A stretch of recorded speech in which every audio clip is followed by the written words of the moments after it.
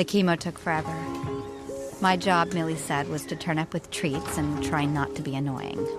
So, Jess, you're in charge of these. Recycled vomit bowls. Well, I won't need those because I took my meds. I might need one after seeing that enormo needle go into your veins. Do you want one of my pills? Girls, we're not at Glastonbury. You can't just swap pills. Oh, you spoil sport. Yeah, well, look, anti-nausea tablets work for 80% of patients. But just in case Millie's in the special 20s. Hey, I need technical equipment. Thank you. Good. Keep an eye on her. Thank you, Sam. Ooh, nice hat. And that's a clip from Miss You Already. I'm delighted to say Toni Collette and Drew Barrymore are here. Hello, good afternoon. Hello, hello. Hello. Was that you're back on English? No, I don't know how that came out. Hello, hello. But I find myself in London, I start talking like that. I don't know why. I know, you have a very effortless English accent. It's funny, Catherine Hardwicke, the director, hired a girl who would talk like a Valley girl, like me, as a little kid when they establish Jess and Millie, Toni and I's characters' friendship, which starts as they're young girls in school. And she's like, hello, I'm from California. And I was like, half like, Catherine, you really pushed that one. And I'm like, no, actually, it's believant, and you're totally right to do so. And how funny. Hilarious. Yeah. Amazing. I know. But your English accent is effortless and believable, right? I have to say, no, actually, she's not. You have to keep reminding yourself that she is. Oh, that's nice. Thank you. You know, I spent most of my 20s here, so I think I've been surrounded by it for so many years, it becomes a bit easier. So, Jess and Millie explain their characters and a little bit about the storyline for your movie. It's a beautiful portrayal, a very realistic, kind of messy, lifelike, joyous portrayal of female friendship. Yeah. And these girls have known each other pretty much forever. And they're going through some pretty challenging moments in their lives. And it pushes their friendship and kind of in ways they haven't experienced before. I think that it deals with the hardest stuff the way that people deal with the hardest stuff. And there's a lot of grace and humor and strength. And from the word go, the script that Morwenna Banks wrote was just so incredible and had me crying so hard. And laughing so hard. And laughing so hard. And I just like Catherine Hardwicke, the director, stayed so disciplined on us, we weren't allowed to cry and break down. Sometimes we found it so moving, we couldn't quite help ourselves. And she'd say, no, there is no room for sentimentality here, and we'd have to buck up and get on with it. And I loved that so much because I find when people are strong is when it breaks me the most. When you're observing it. And it isn't weakness that makes me cry, it's strength. And I loved that that's what everybody was going for in this. And so I think we just really wanted to do that. Yeah.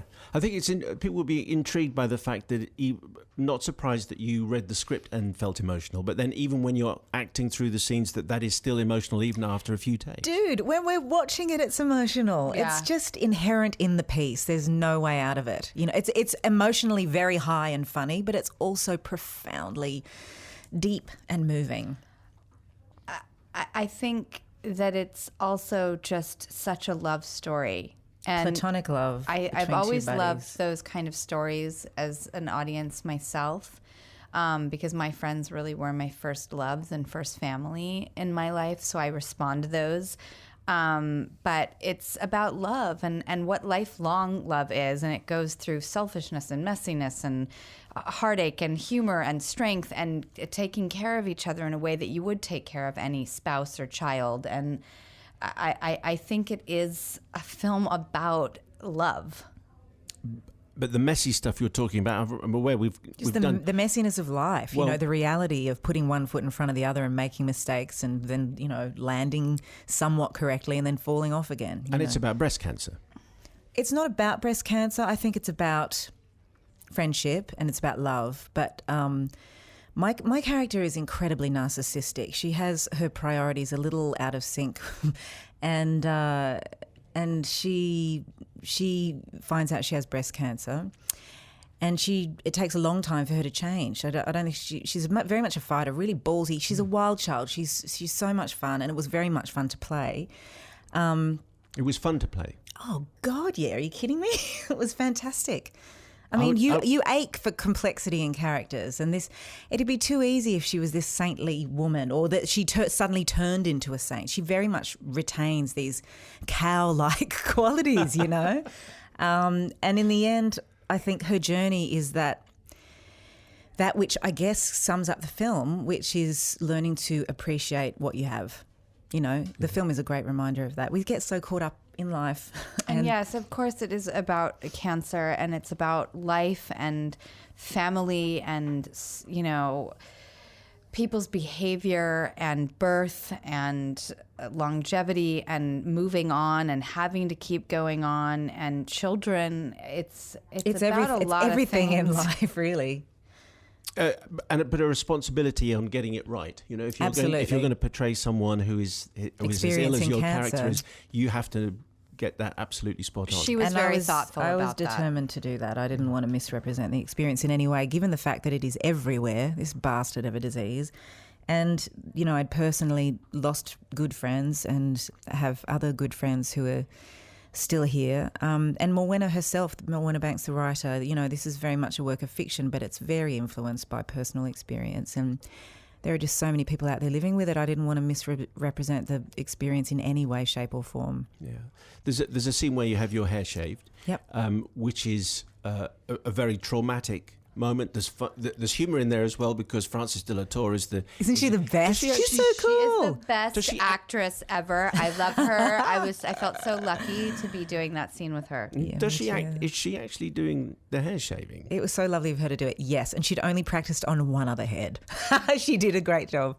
And that's really you having your hair really head shaved? Yes. Now, how many it was times? A one-take moment. Yes, I was going to think, because the last time we discussed hairdressing was with Anne Hathaway for Les Mis, because there's a big hair-cutting sequence, which is very traumatic in that. But this had to be done and had to be right and had to be done a number of times, did it, later on?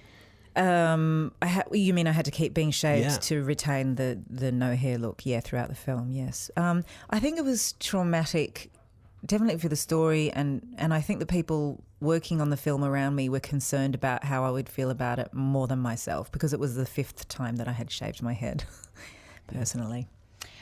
I think you always say, too, you were just like, I'll do anything for this. I would have done anything for this movie. I love this movie. I try to work on films that have some kind of importance, whether it's just to me, but I think this is important for all of humanity without sounding grand. You know, this is something that affects so many, all of us. You know, if it hasn't affected you directly, it'll be somebody that you know. And weren't you on board first and then wrote to Drew? Is that right? That is true. I wrote her a big fat soppy love letter begging her to do the movie. She did. I couldn't believe it. I read it and I was like, oh my God. So what are you doing at this so you get this letter, but you're in the middle of, you've got family stuff going on. I had just given birth to my daughter. So it was kind of inconsiderate of her, really. Well, it was an inconvenient time, but just having 2 daughters, my heart was so open. My body was so right to play a woman making and creating life, such as Jess, my character, does. And I felt an absolute magnetic pull that I wanted to be there for Toni, who was so graciously inviting me. I wanted to tell this story about 2 women to the 2 women I had just given birth to. And it was being written and directed by 2 women who, once they showed me what their vision was, I was so blown away at the candor and the humor and the grace and everything, the strength and like the unmovie-ish quality to it that I just... What do you mean by that? I think in lesser hands this could have been a big glossy hairspray commercial, you know, but I think it's just so lifelike, and I think that the tone of it is something that I tend to gravitate towards. It's just kind of traverses many different areas. It's not just straight drama. It's not just one of those big broad comedies that I can't really relate to. And yet in that sense, it's lifelike. A drama that's aggressively trying to make you feel sad and sorry. No, it's not manipulative at all. As Toni has said, it's a celebration of life. You know, it reminds you of what to appreciate. And when people say that they ran out and cried in their car and called their best friend to tell them that they love them, I'm like, well, then that's exactly why that's why I wanted my daughters to see this someday. And is there a difference on set in the relationship between all of you if there is a woman director and a woman writer and most of the main characters are women? Does that change the atmosphere on set at all or not?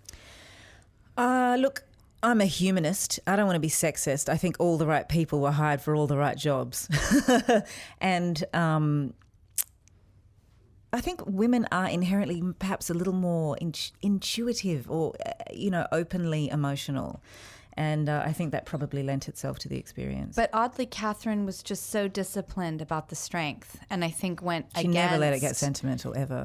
What a lot of women could have done, which is just go down the tubes in tears and Into an wallowing. indulgent And nightmare. she would not allow. She was so strong. And I loved that. And I think I don't normally consider anything about the sexes, but for this, having had two girls and it being about two women, being made by two women, I was like, that is speaking to me right now at this moment in my life. And there are jokes. There's a good ET joke in there. That was in there. And It was we always in the script. decided to Yeah. go with it, Yeah. which was fun. And let's hear it for, I'll just mention one of the guys, Paddy Considine, who I saw your film in the afternoon, and just before it, I'd seen him in Macbeth. Oh, wow. Very bloody, very gory, and broad Scots. And now I come to see your movie, and he's happier in your movie than I've seen him in most movies, actually. So, Drew, just on the Charlie's Angels thing, is that happening? What's the latest? You talked about the production maybe there. Don't know right now. Nothing to contribute at the second. But maybe in the future. Who knows? Tony, what's next from you? What's next? Gonna have some lunch. Christmas horror? Yeah, Krampus is coming out in December. Yeah. It's kind of I kind of like films that defy categorization, and it's kind of a family comedy Christmas horror. Yep, that's what it is. All right. That sounds fun. Toni Collette and Drew Barrymore, we appreciate your time. Thank you very much. Thank you very much.